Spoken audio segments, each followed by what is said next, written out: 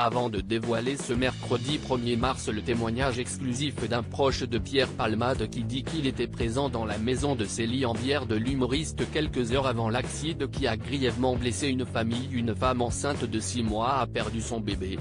BFM Télévision a révélé la veille ce que la star aurait dit aux enquêteurs. J'ai été inconscient de prendre la voiture sous stupéfiants. Je suis dangereux à cause de la drogue, je suis un chic type, je suis quelqu'un de bien, aurait notamment déclaré Pierre Palmade. Avant de poursuivre ainsi, il faut que mon rapport avec la drogue soit résolu, que la drogue soit bannie de ma vie. Cette volonté affichée de scène sortir, après 3 décennies d'addiction à la cocaïne, de celui qui reste présumé innocent n'effacera pas le terrible accident qui s'est produit le 10 février dernier. L'humoriste de 54 ans aurait pris le volant pour aller faire des courses après 3 jours passés sans dormir, ayant consommé beaucoup de drogue.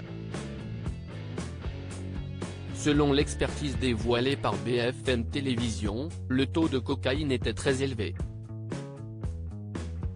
Une consommation que Pierre Palmade n'aurait pas niée.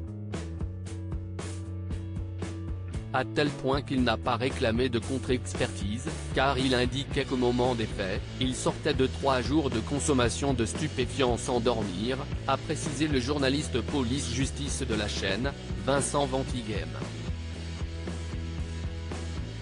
Mais il n'y a pas que la cocaïne, car selon ce dernier, les passagers de Pierre Palmade affirment qu'il y aurait eu environ 8 injections de 3 MMC entre 12h et le moment de l'accident, la dernière injection étant survenue 30 minutes avant le drame.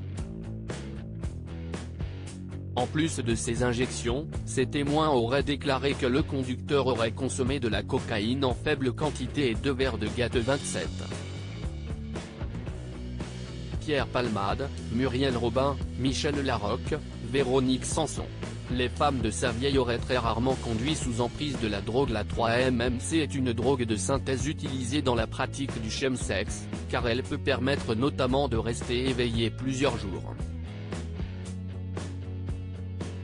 Pierre Palmade aurait expliqué aux enquêteurs y être accro depuis 2 ans, rapporte BFM Télévision.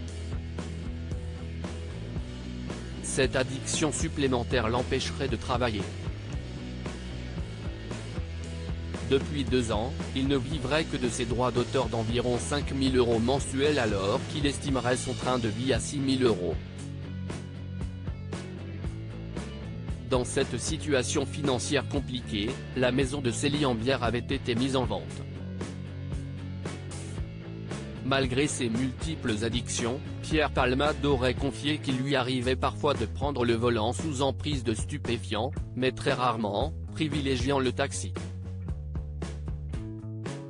Cette précision aurait pu avoir un certain poids dans la décision de la Cour d'appel de Paris de trancher ce lundi 27 février en faveur de son placement en détention provisoire, pour notamment éviter tout risque de réitération des faits. Article écrit en collaboration avec 6 médias Crédit Photo, Jacques Ovid Moron.